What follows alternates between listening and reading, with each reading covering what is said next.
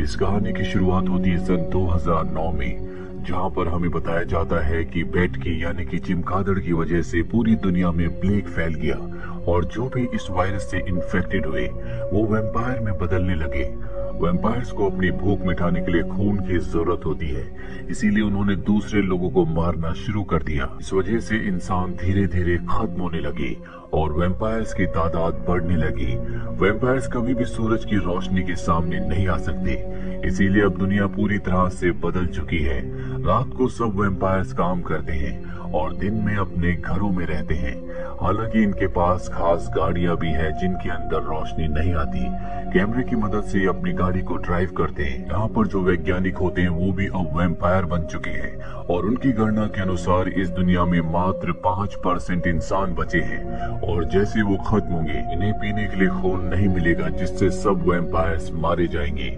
यहाँ पर एक बहुत बड़ी कंपनी होती है, वो कंपनी तय करती है कि वो इंसानों जैसा खून बनाएगी ताकि वैम्पायर्स की भूख को मिटाया जा सके। यहाँ पर इस कंपनी में डॉक्टर एडवर्ड भी होते हैं जो इंसानों को पकड़कर उनके खून पर रिसर्च करके उस तरह का खून बनाने की कोशिश कर रहे होते हैं। इसमें इंसानों को बहुत तकलीफ हो रही होती है। हालांकि डॉक्टर एडवर्ड खुद भी एक वैम्पायर है, लेकिन वो इंसानों के ऊपर इस तरह के जुल्म नहीं करना चाहते। न ही वो इंसानों का खून पीते हैं, वो अपनी भूख मिटाने के लिए जानवरों का खून पीते हैं। अब इस कंपनी की एक मीटिंग होती है जहाँ पर बताया जाता है कि इंसानों की कमी की वजह से अब जो वैम्पायर्स हैं वो और भी खतरनाक क्रीचर्स में बदल रहे हैं, जिन्हें सबसाइडर्स कहा जाता है। और ये इतने खतरनाक होते हैं कि ये खुद वैम्पायर्स के लिए भी खतरा है। जिस तरह से वैम्पायर्स इंसानों के लिए खतरा है, अब वैम्पायर्स के लिए भी एक खतरा बन चुके हैं जो उन्हीं की जाति के हैं, जिन्हें सबसाइडर्स कहा जाता है। यहाँ मीटिंग में एडवर्ड का जो बॉस होता है वो एडवर्ड से कहता है कि तुमने जो सिंथेटिक यानी कि नकली खून बनाया है, हमें उसे वैम्पायर पर टेस्ट करना होगा। एडवर्ड कहता है कि अभी वो पूरी तरह से तैयार नहीं है, लेकिन शायद इनके पास इतना वक्त नहीं है कि ये इसे पूरी तरह से तैयार होने का इंतजार करें। इसीलिए एडवर्ड को ना चाहते हुए भी ऐसा करना पड़ता है। वो लैब में एक वैम्पायर के अंदर उस सिंथेटिक खून को इंजेक्ट करता है, जिससे उसकी बॉडी का टेम्परेचर लगातार बढ़ने लगता है और वो मारा जाता है। यानी कि पूरा का पूरा एक्सपेरिमेंट पूरी तरह से फेल हो गया। अब एडवर्ड जब अपने घर जा रहा होता है तो वो अपनी गाड़ी के शीशे में अपने कानों को देखता है जो बढ़ने लगते हैं, यानी कि अब वो भी सबसाइडर में बदल रहा है। एडवर्ड ये देखकर परेशान हो जाता है, उसका ध्यान पूरी तरह से सड़क से हट जाता है और तभी उसकी गाड़ी एक दूसरी गाड़ी से टकराती है जो आगे जाकर रुक जाती है। अब एडवर्ड उस गाड़ी में देखने के लिए जाता है जहाँ से एक लड़की निकलती है। वो उसके हाथ पर एक एरो मारती है, पर एडवर्ड को कुछ भी नहीं होता। दरअसल उस गाड़ी में सब के सब इंसान हैं, इसीलिए वो एडवर्ड से डर रहे होते हैं। एडवर्ड कहते हैं कि तुम्हें मुझसे डरने की जरूरत नहीं है, मैं तुम्हें कोई नुकसान नहीं पहुंचाऊंगा। और तभी यहाँ पर पुलिस के सायरन की आवाज आती है। दरअसल पूरी दुनिया बदल चुकी है।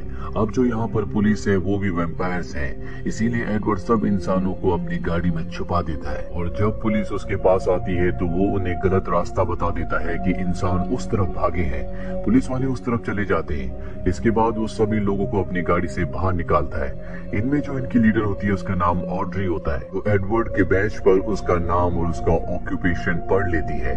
अब सारे के सारे इंसान यहाँ से चले जाते हैं। एडवर्ड जब वापस अपने घर आता है तो देखता है कि वहाँ पर उसका भाई है। तो एडवर्ड से अलग रहता है क्योंकि वो एक सोल्जर है।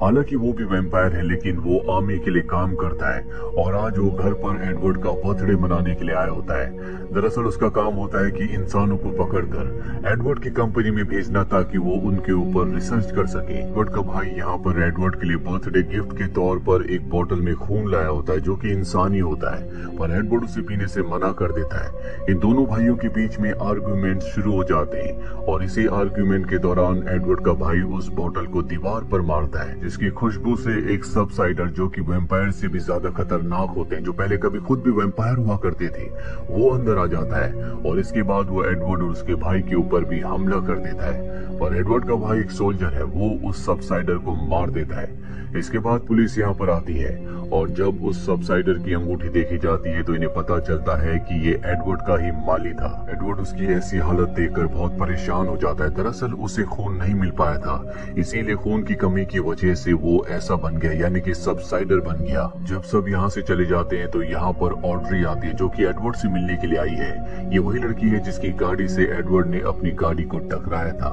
वो एडवर्ड के बारे में जानती है कि वो क्या काम करता है, इसीलिए वो एडवर्ड को एक एड्रेस देती है और कहती है कि तुम मुझसे मुझसे यहाँ पर आकर मिलो।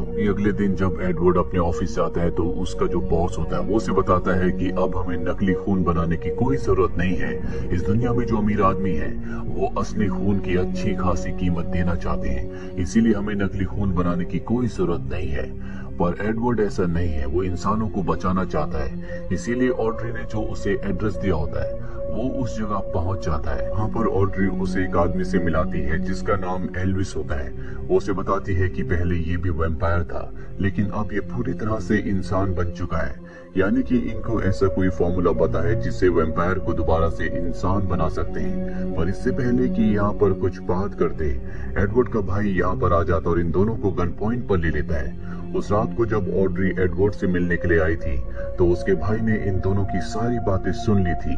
उसके पास से वो एडवर्ड का पीछा कर रहा था कि वो इंसानों को पकड़ सके। अब यहाँ पर मिलिट्री की और भी एक गाड़ी आ रही होती है, पर इससे पहले कि वो गाड़ी इन तक पहुंचती, एल्विस एडवर्ड के भाई पर हमला करता है जिससे वो बेहोश हो जाता है और सब के सब ये गाड़ी से यहाँ से भाग जाते हैं। इसके बाद एल्विस एडवर्ड को एक नदी के पास ले जाता और उसे बताता है कि मैं पहले इंसान था, मैं वो पहला इंसान हूँ जिसने वैम्पायर्स के लिए ऐसी गाड़ियां बनाई थी जो गाड़ियां दिन में भी चल सकती थी।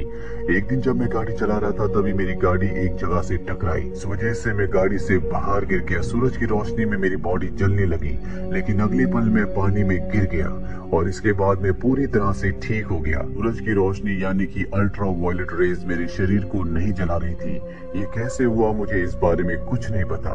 इसके बाद ये एडवर्ड को एक दूसरी जगह लाते हैं जहाँ पर बहुत सारे इंसान होते हैं। यहाँ पर एक लैब भी होती है जहाँ पर वो एल्विस के ब्लड को चेक करता है। दरअसल जब एल्विस की गाड़ी टकराई थी और वो गाड़ी से बाहर गिरा था, कुछ पलों के लिए पानी में गिरने से पहले वो सूरज की रोशनी में एक्सपोज हो गया था, जिस वजह से उसके अंदर जो वायरस था वो पूरी तरह से खत्म हो गया और वो एक आम इंसान बन गया। एडवर्ड इस पूरी कैलकुलेशन को अच्छी तरह समझना चाहता है ताकि वो सभी वैम्पायर्स को एक बार फिर से आम इंसान बना दे। वही हमें एडवर्ड के बॉस को दिखाया जाता है जिसकी कंपनी में अब खून की बहुत ज्यादा कमी है, इसीलिए वो ज्यादा से ज्यादा खून निकालने के लिए इंसानों को मार रहा होता है। साथ ही पूरे शहर में जितने भी वैम्पायर्स होते हैं वो खून की कमी की वजह से बहुत ज्यादा अग्रेसिव हो चुके होते हैं। यहाँ पर हम एक लड़का और लड़की को दिखाया जाता है जो दोनों के दोनों इंसान हैं और ये उस जगह जा रहे होते हैं जहाँ पर ऑड्री और उसके सभी साथी रहते हैं। पर तभी इन्हें सोल्जर्स घेर कर पकड़ लेते हैं। ऑड्री को ये बात पता चल जाती है, समझ जाती है कि सोल्जर्स यानी कि वैम्पायर्स कभी भी उन सबको पकड़ने के लिए यहाँ पर आ सकते हैं। इसीलिए यहाँ पर जितने भी उसके साथी होते हैं उन सबको यहाँ से एक दूसरी सुरक्षित जगह पर भेज देती है। लेकिन वो और एल्विस यहाँ पर एडवर्ड के साथ रुक जाते हैं क्योंकि एडवर्ड इस बात को समझना चाहता है कि किस तरह से एल्विस एक वैम्पायर से इंसान में बदल गया। इसीलिए जो एल्विस के साथ हुआ था वो तय करता है कि वो खुद भी अपने ऊपर एक्सपेरिमेंट करेगा। वो अपने शरीर को सूरज की किरणों के सामने एक्सपोज करता है जिससे उसके शरीर में आग लगना शुरू हो जाती है। पर कुछ ही पलों के बाद वो अपने ऊपर पानी डालने को कहता है और जब ऐसा किया जाता है तो एडवर्ड भी आम इंसान बन जाता है, यानी कि अब वो वैम्पायर नहीं रहा। उसे समझ में आ जाता है कि एक वैम्पायर के अंदर से किस तरह से वायरस को निकालना है। पर अब यहाँ पर सोल्जर्स आ जाते हैं। वो चारों तरफ तलाशी लेना शुरू करते हैं लेकिन ये तीनों के तीनों पानी के टैंक के अंदर छुप जाते हैं, इसीलिए सोल्जर्स इन्हें ढूंढ नहीं पाते। इन सोल्जर्स में एडवर्ड का भाई भी होता है जिसे यहाँ पर एडवर्ड और उसके साथी तो नहीं मिलते, लेकिन एक दूसरी लड़की मिल जाती है जो एडवर्ड के बॉस की बेटी होती है।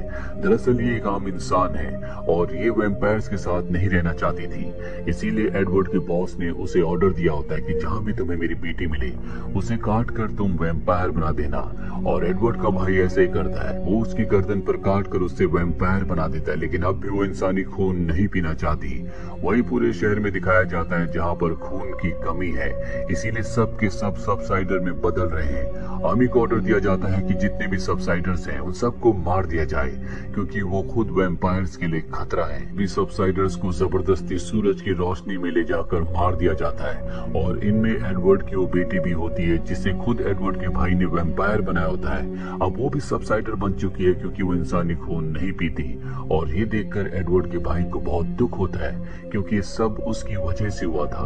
दूसरी तरफ एडवर्ड को दिखाया जाता है जो अब पूरी दुनिया को ठीक करना चाहता है, इसीलिए वो अपने साथी जो उसके साथ रिसर्च किया करता था, जो उसके साथ नकली खून बनाने की तैयारी कर रहा था, था, उसके पास जाता है। एडवर्ड के साथ ऑड्री और एल्विस भी होते हैं और जब उसका साथी एडवर्ड को इंसानी रूप में देखता है तो पूरी तरह से हैरान हो जाता है। पर अगले पल यहाँ पर मिलिट्री आ जाती है जो ऑड्री को पकड़कर अपने साथ ले जाती है।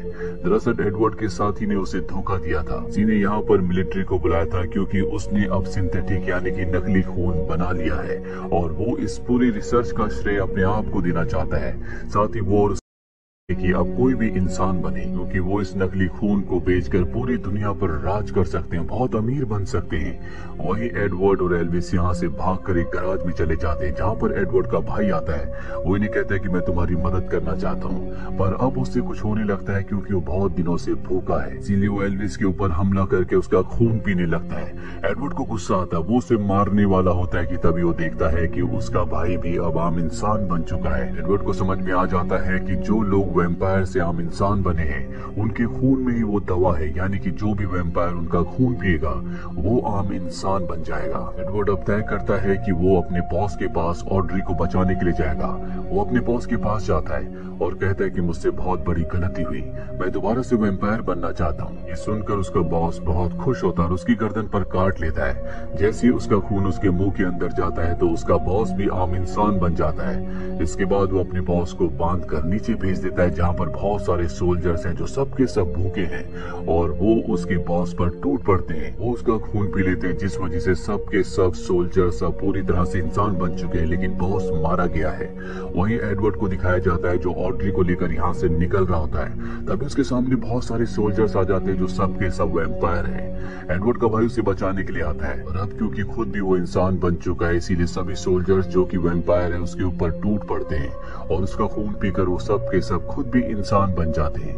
पर एडवर्ड का भाई इस सब में मारा जाता है। यहाँ पर एडवर्ड का वो साथी आ जाता है जिसने नकली खून बना लिया है, जो उस खून को बेचकर पूरी दुनिया पर राज करना चाहता है। वो सभी सोल्जर्स को मार देता है जो इंसान बन चुके हैं क्योंकि वो नहीं चाहता कि वैम्पायर्स दोबारा से इंसान बने। इसके बाद वो ऑड्री और एडवर्ड को भी मारने वाला होता है। तभी वहाँ पर एल्विस आता है, तो तीर चलाकर एडवर्ड के उस साथी को मार देता है और अब एडवर्ड, एल्विस और ऑड्री तीनों की तीनों पूरी दुनिया में जितने भी वैम्पायर्स हैं उन सबको दोबारा से इंसान बनाना चाहते हैं। इसीलिए अपने मिशन पर ये गाड़ी से निकल पड़ते हैं और इसी के साथ ये फिल्म जिसका नाम है डे ब्रेकर्स यहीं पर खत्म हो जाती है। उम्मीद करते हैं कि ये कहानी आपको